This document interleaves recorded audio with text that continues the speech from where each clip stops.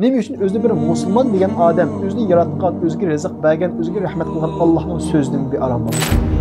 Sen Allohning so'zini cheklagandak, sen kimsan? Hamma odam o'zining fikrini erkin qo'ysa bo'ldi degan to'plarda Allohning so'zi cheklanadi, hadislar cheklanadi. Voyki hammamiz olim bo'lib, tabliğdan behojat bo'lib ketdikmi? Acaba bu bizning Allohning g'azabini, Allohning azobini bizga keltirishga oldiratganligimiz emasmi? Bizga hidoyat yo'lini ko'rsatgan payg'ambarimiz Muhammad alayhisolamning hadisi va u oyat va hadislar yetkazilgan darslar, tabliğlar yo'llansa, nima uchun uni cheklaydi? Nima uchun uni yo'llaganlarni to'pdan chiqarib o'tadi? Yaqında bir WhatsApp toplarında manda bir eskertish, agahlantirish ko'payib qolyapti. U bo'lsa-mu, bu WhatsApp topi hamma odam o'zining fikrini desa, erkin fikr qilsa bo'ladigan top deyiladi, lekin Qur'on yo'llashga bo'lmaydi. Hadis yo'llashga bo'lmaydi, tabliğ yo'llashga bo'lmaydi deb eskertirdi. Acaba bu eskertishni berganlar Yahudiymi yoki Xristianmi?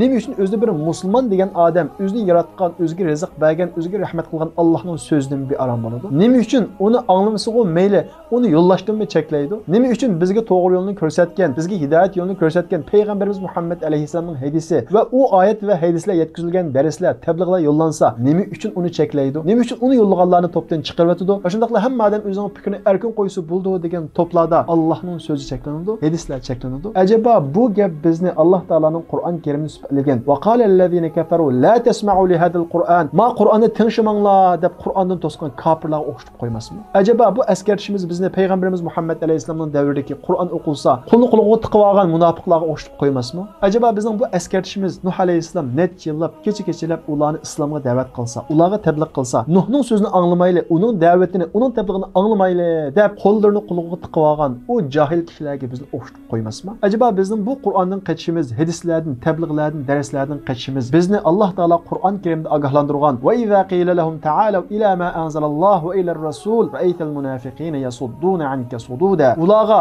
Alloh tushirgan oyatga va shundaqla payg'ambarimiz Muhammad alayhisolamning hadislariga amal qilinglar, uni tingshanglar, uni o'rganinglar deyilsa, ra'aytal munafiqina yasudduna anka sududa. Munofiqlarning undan to'sqanligini ko'rsan degan ana shu munofiqlarga o'xshatib qo'ymasmi? Bir musulmon aslida o'z iymoniy jihatda taraqqiy qilishi, darslarni anglab turishi kerak emasmi? Qur'on yo'llamanglar, hadis yo'llamanglar degan to'pqa tamoq ilonlari, kiyim-kechak ilonlari yo'llansa, uni hech kim gap qilmaydi. Ammo birisi shundaqlab oyat yo'llasa, hadis yo'llasa, da'vat tabliğ yo'llasa, uning darhol inkos qaytaradi. Acaba bu bizning Allohning g'azabini, Allohning azobini bizga keltirishga oldiratganligimiz emasmi? Allohning la'natini ustimizga yog'dirganligimiz emasmi? Chunki Bani Isroillar dal ana shundaq orasida xatolikni to'sqichning bo'lmaganligidan, birisi xato ish qilsa, uni sukut qilganligi sababli Allohning la'natiga uchrab ketdi. Shundaqla Alloh taolo Qur'on Karimda ilgariki hilok bo'lib ketgan ummatlarning sababini bayon qilib, "Halawla kana minal quruni min qablikum ulu baqiyatin yanhauna anil fasad." Ularning orasida ularning xatoligini, fasad buzg'unchilikni to'sadigan bir bo'lak kishilar bo'lgan bo'lsa, yaxshi bo'ladi. Ya'ni ular Allohning azobiga uchramaydi deydi. Demak, oyatlarning yo'linib turishi, birsimizga hadislarning yo'linib turishi, da'vat tabliğlarning yo'linib turishi aslida bu Allohning azobidan bizni saqlaydigan vositalarning biri. Lekin bugun kunimizda qalbimiz shu darajada qatib ketdiki, xuddi munofiqlarga o'xshash tabliğ yo'llansa qalbimiz siqiladigan. O'ltirgan so'rinimizda ma so'rinda tabliğ qilishga bo'lmaydi, oyat o'qishga bo'lmaydi, hadis o'qishga bo'lmaydi deb eskartadigan holatga keldik. Acaba bugun kunimizda hammamiz oyat hadislar bilan mashg'ul bo'lib, oyat hadislarga tuyib ketdikmi? Yoki hammamiz olim bo'lib, tabliğdan behojat bo'lib ketdikmi? Asla undaq emas. Ko'pinchimizning butun vaqti ana shu kundalik hayotimizni qamdash uchun ana shundaq turib kunda mashinada mang'ach, o'ltirg'ach, qopqach, bir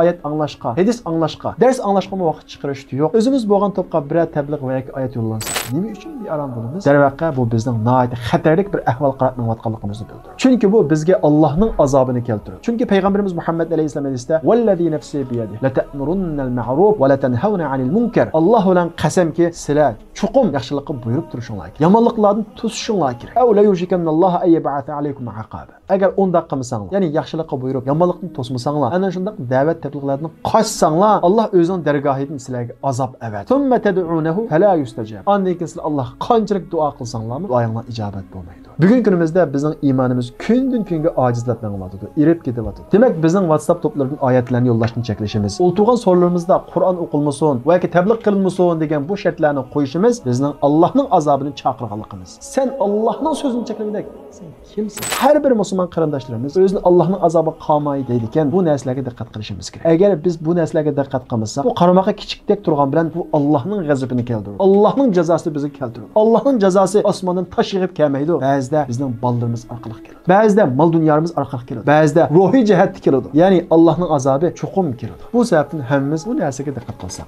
bu deganlik hargizmi to'pning xosligini saqlamaydi demakchi emas. Ammo umumiy bo'lgan, shundaqla har qanday fikr o'tirib qo'yilsa bo'ladigan to'plarda Qur'on va hadis ayrim shaklda cheklanishi bu intayin bir xatarlik masala. Buningga diqqat qilaylik demakchi.